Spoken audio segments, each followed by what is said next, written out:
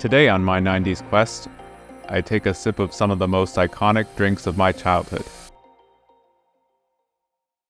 I find taste to be one of the most powerful senses to take me right back to the 90s. When I close my eyes, I can still remember the mall food court when I tasted Fruitopia Strawberry Passion Awareness for the first time, or when I escaped the summer heat in my kitchen by stirring up a pink flamingo Kool-Aid. Many of my cherished memories involving special drinks are actually tied to the summer. It must be the freedom of childhood and enjoying the unstructured days away from school that makes these moments so unforgettable.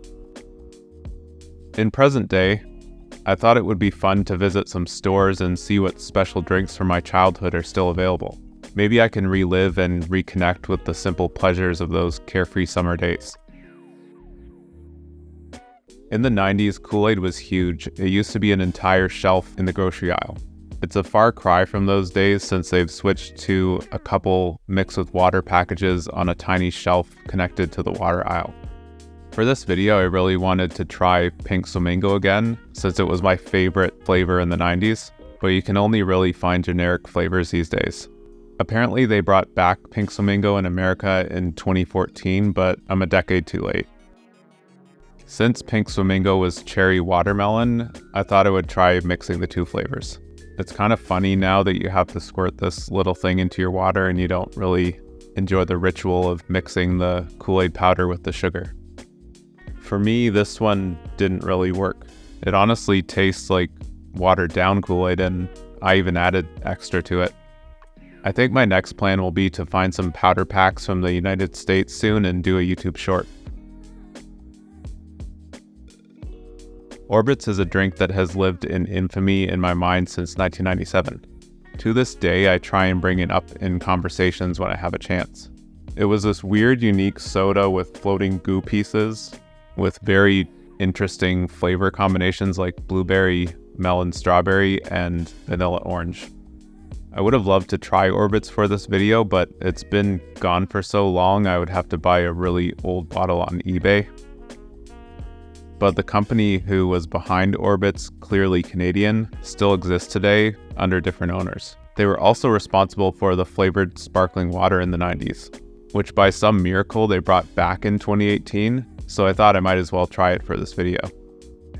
This one's actually a lot sweeter than I would have expected with flavored water, but it also somehow tastes a bit watered down. Another beloved drink I would have jumped at a chance to feature in this video was soap. It was one of those drinks growing up that I assumed was everywhere and always would be. It hit hard in high school, and whenever I was out with my friends, the orange carrot flavor was my drink of choice. From what I gather, the company stopped production in 2020.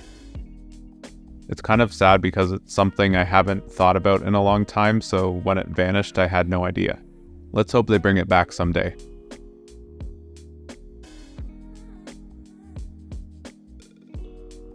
Last but not least, Fruitopia. It used to be everywhere you looked in the 90s. From its iconic textured glass bottle to its uniquely named flavors like Tangerine Wavelength, Blueberry Watermelon Wisdom, and my favorite flavor, Strawberry Passion Awareness. Unfortunately, today it's in a cheap Tetra Pak, no cool glass bottles, and I found it in a dollar store. I'm actually pretty excited to try this one. Yeah, this one really takes me back to the 90s. Even though it's been 30 years, I find when I sip this stuff, I'm transported right back to 1995. If there is a time machine in drink form, this is it. It's incredible to see how some of these iconic drinks from the 90s have evolved or just disappeared over time. While some have changed, the nostalgia they evoke remains as strong as ever. Thank you for joining me on this quest to taste the 90s. If you enjoyed this video, please give it a thumbs up, leave a comment sharing your favorite 90s drinks, and subscribe for more nostalgic adventures. Until next time, don't touch that dial.